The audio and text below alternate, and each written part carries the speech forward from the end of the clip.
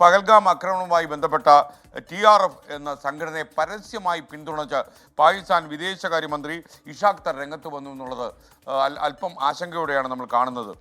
UN പ്രമേയത്തിൽ നിന്ന് TRFിൻ്റെ പേര് വെട്ടിയത് പാകിസ്ഥാൻ ഇടപെട്ടത് കൊണ്ടാണെന്നാണ് പ്രസ്താവന. അതിനിടെ അറബിക്കടലിൽ ഇന്ത്യയുടെയും പാകിസ്ഥാൻ്റെയും നാവികസേനകൾ മുഖാമുഖം കണ്ടു എന്ന വാർത്ത കൂടി വരുന്നു. ഇരു സേനകളും അടുത്തെന്ന് വ്യക്തമാക്കുന്ന സാറ്റലൈറ്റ് ചിത്രങ്ങൾ പുറത്തു വന്നു. ഹാഷ്മി താജ് ഇബ്രാഹിം പഹൽഗാമിൽ നിന്ന് തത്സമയം ചേർന്നു. Hashmi, good morning. യഥാർത്ഥത്തിൽ നമ്മുടെ സൈന്യം സജ്ജമാണ് എന്ന് പറഞ്ഞു കഴിഞ്ഞു. മാത്രമല്ല നേവിയും ആർമിയും എയർഫോഴ്സും എല്ലാം തന്നെ സജ്ജമായി കഴിഞ്ഞു. ഒരു കനത്ത വില പാകിസ്ഥാൻ ചിലപ്പോൾ നൽകേണ്ടി വരുമെന്നൊരു സാഹചര്യം നിലനിൽക്കുന്നുണ്ട്. വിവരങ്ങൾ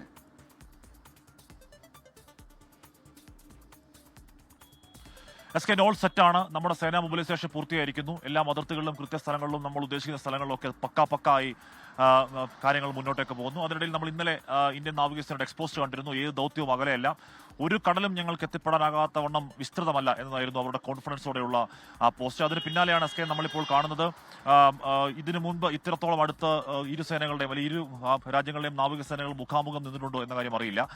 ഗുജറാത്ത് തീരത്തിന് 85 നോട്ടിക്കൽ മൈൽ അകലെയാണ് ഇന്ത്യൻ നാവികസേന. അവരുടെ നേവൽ ഫയറിംഗ് പുരോഗമിച്ചുകൊണ്ടിരിക്കുന്നത്. തൊട്ടടുത്ത് തന്നെ പാകിസ്ഥാൻ നാവികസേനയുമുണ്ട്. അവരുടെയും നാവികസേന അഭ്യാസങ്ങൾ നടത്തുന്നുണ്ട്. അതും വളരെ അടുത്തടുത്താണ്. അതിന്റെ സാറ്റലൈറ്റ് ചിത്രങ്ങളിൽ നിന്ന് എത്രത്തോളം അടുത്താണ് ഇരു നാവികസേനകളുടെയും നാവികാഭ്യാസം നടക്കുന്നത്. ഏതാണ്ട് ഐ ടു ഐ എന്ന് തന്നെ വളരെ കൃത്യമായി തന്നെ പറയാവുന്ന രീതിയിലുള്ള അഭ്യാസങ്ങൾ നടക്കുന്നു അവിടെ. ഉറപ്പായും ഇന്ത്യൻ നാവികസേനയ്ക്ക് അഭ്യാസങ്ങൾ ഒരു മേൽക്കൈയുണ്ട് എന്ന് എടുത്തു പറയേണ്ട കാര്യമില്ല. ഇന്ത്യൻ നാവികസേനയുടെയും പാകിസ്ഥാൻ നാവികസേനയുടെയും ഏതെങ്കിലും തരത്തിലുള്ള അവരുടെ ശേഷിയെ ഏതെങ്കിലും തരത്തിൽ താരതമ്യം ചെയ്യാൻ പോലും കഴിയില്ല. SK ഇവിടെ നിൽക്കുമ്പോൾ ഇവിടെ കുറെ കുതിരകൾ പോകുന്നുണ്ട്. കുതിരകൾ യഥാർത്ഥ കുതിരകളുണ്ട്. അതിനകത്ത് കുതിരയും കഴുതയും ഉണ്ടാകുന്ന കോവർ കഴുത എന്ന് പറയുന്നതുമുണ്ട്.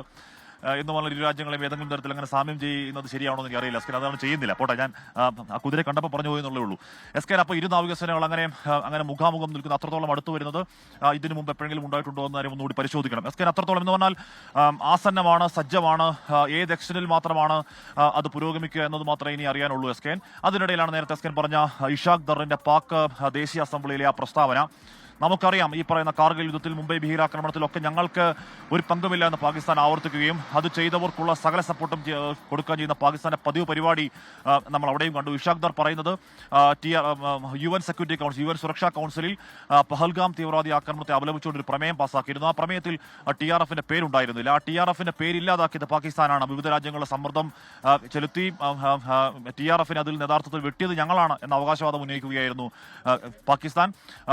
SK ഈ തീവ്രവാദി ആക്രമണവുമായി ഞങ്ങൾക്ക് ഒരു ബന്ധവുമില്ല എന്ന് അവർ പറയുന്നത് സത്യമാണെങ്കിൽ അവർക്ക് TRFിനെ അറിയുക പോലും ഇല്ലെങ്കിൽ പിന്നെ എന്തിനാണ് പാക് ദേശീയ അസംബ്ലി ഏതെങ്കിലും ഒരു രാഷ്ട്രീയ പ്രസംഗത്തിൽ ഇന്ത്യയുള്ള ഒരു രാഷ്ട്രീയ വിരോധത്തിൽ പറയുന്നതല്ല.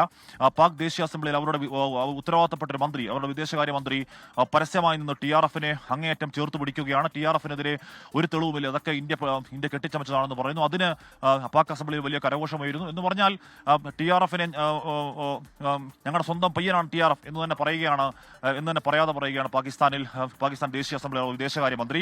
ഒരു തെളിവുമില്ല എന്ന് പാകിസ്ഥാൻ ലോകരാജ്യങ്ങളോട് പറഞ്ഞുകൊണ്ടിരിക്കുകയും അവരുടെ തന്നെ മണ്ടത്തരങ്ങളിൽ അവർ തന്നെ അവരുടെ തെളിവുകൾ കൃത്യമായി തന്നെ പുറത്തേക്ക് വിടുകയും ചെയ്യുന്ന യഥാർത്ഥത്തിൽ നമുക്ക് നല്ലതാണ് SK. അതിന് കാരണം നമുക്ക് ലോകരാഷ്ട്രങ്ങളോട് പറയാം, പാകിസ്ഥാനും TRFും തമ്മിൽ ഒരു ബന്ധവുമില്ലെന്ന് അവർ പറയുകയും ദേശീയ അസംബ്ലിയിൽ അവർ അതിനെ ഓൺ ചെയ്യുന്നത് കണ്ടോ എന്ന് നമുക്ക് പറയാം.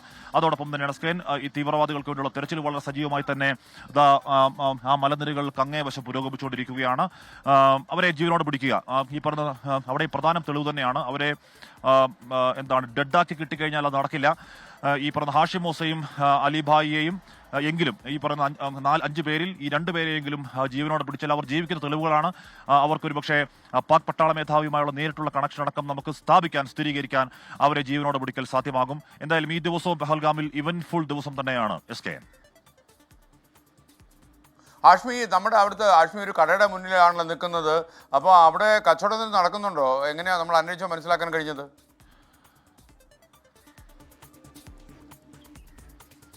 പരമദയനീയമാണ് SK, പരമദയനീയമാണ് എന്ന് പറഞ്ഞാൽ ഈ കടകളൊക്കെ രാവിലെ തന്നെ തുടങ്ങുന്നതാണ്. രാവിലെ തന്നെ തുടങ്ങിക്കഴിഞ്ഞാൽ രാവിലെ തന്നെ തുടങ്ങിക്കഴിഞ്ഞാൽ ഇത് ദീർഘനേരം രാത്രി വൈകിയും തുറന്നിരിക്കുന്നതാണ്. ഇപ്പോൾ വളരെ വൈകി മാത്രം തുറക്കുന്നു, ഏറെ നേരത്തെ അടയ്ക്കുന്നു, കച്ചവടങ്ങളൊക്കെ വളരെ മോശമാകുന്നു. ഇങ്ങോട്ടേക്ക് ഒരു ദിവസം ഏകദേശം 7,000-8,000 ആളുകൾ വന്നുകൊണ്ടിരുന്ന വാലിയാണ് സ്കെയിൻ ഈ പഹൽഗാം വാലി. അവിടെ ഇപ്പൊ കഷ്ടിച്ച് 100 പേരിൽ താഴെ മാത്രം, അത്രയും പേര് പോലും പഹൽഗാം താഴ്വരയിൽ ഇങ്ങോട്ടേക്ക് അത് എത്തുന്നില്ല. അപ്പോൾ സ്വാഭാവികമായി ഇവരുടെ ഏക ഉപജീവന മാർഗ്ഗം ഇതാണ്. ഞാൻ നേരത്തെ ഇന്നലെ എൻകൗണ്ടറിൽ ഞാൻ പ്രേക്ഷകരെ കാണിച്ചിരുന്ന സ്കെയിൻ നമ്മൾ താമസിച്ചിരുന്ന ഹോട്ടൽ, ഇവിടുത്തെ 3-4 ഹോട്ടലുണ്ട്. ഹോട്ടൽ പലസ്തീൻ എന്നൊരു ഹോട്ടലാണ് ആ ഹോട്ടലിൽ അവിടുത്തെ മിനിമം താരിഫ്, സാധാരണയുള്ള താരിഫ് ഈ ടൂറിസം കാലയളവിൽ 18,000 രൂപയാണെങ്കിൽ ഇപ്പോഴത് 1,500 രൂപ കിട്ടുന്നു. അപ്പുറത്തുള്ള ഹോട്ടലിൽ 10,000 രൂപ താരിഫ് ഉണ്ടായിരുന്നിടത്ത് 1,000 രൂപ താഴെ മാത്രം. നമ്മൾ ഇപ്പോൾ താമസിക്കുന്ന ഹോട്ടൽ ടുലോയ് എന്നൊരു ഹോട്ടലുണ്ട്. സ്കെയിൻ അതൊരു പ്രീമിയം ഹോട്ടലാണ്. അവിടെ ഒരു മോഹവിലയാണ് അതിന് എന്ന് പറഞ്ഞാൽ. അവർ പറയുന്ന വില എന്ന് പറഞ്ഞാൽ 20,000-ന് മുകളിലോട്ടാണ് അവിടുത്തെ താരിഫ്.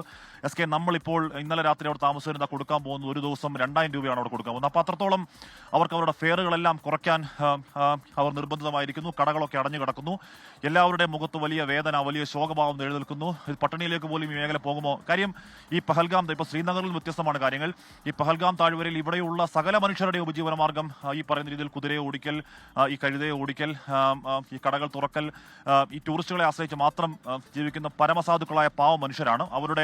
അവരുടെ കഞ്ഞിയിലാണ് ഭീകരവാദികൾ പാറ്റവാരിയിട്ടത്.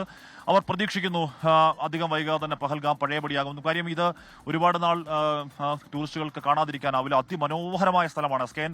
ഒരിക്കൽ ഈ പറയുന്ന ഈ സമയമൊക്കെ കഴിഞ്ഞ് ഒന്ന് ശാന്തമായ ശേഷം സ്കെയിനെ കൂട്ടി ഇങ്ങോട്ടേക്ക് വരണമെന്ന് എനിക്ക് അധികം ആഗ്രഹമുണ്ട്. അത്ര മനോഹരമായ എന്ന് പറഞ്ഞാൽ നമ്മളെ ഈ ദൃശ്യങ്ങളിലൊന്നും കാണിച്ച് ഈ ദൃശ്യങ്ങൾ എത്രത്തോളം അത് കൺവേ ചെയ്യുമെന്ന് അറിയില്ല, വാക്കുകൾ കൂടി എത്രത്തോളം എക്സ്പ്രസ് ചെയ്യണമെന്ന് അറിയില്ല. അതിമനോഹരമായ ഒരു പ്രദേശമാണ്. അപ്പോൾ ആ മനോഹാരിത ടൂറിസ്റ്റുകൾക്ക് കാണാതിരിക്കാനാവില്ല. ഈ പറയുന്ന മുറിവുകൾ ഉണങ്ങും. എത്രയും പെട്ടെന്ന് പഹൽഗാം പഴയ പോലെ തന്നെ ടൂറിസ്റ്റുകളാൽ നിറയും. അവരുടെ ജീവിതം വീണ്ടും പഴയപടിയാകും എന്നവർ പ്രതീക്ഷാപൂർവ്വം പറയുമ്പോഴും അവരുടെ വാക്കുകളിൽ കനത്ത നിരാശ പ്രകടവുമാണ്. S K.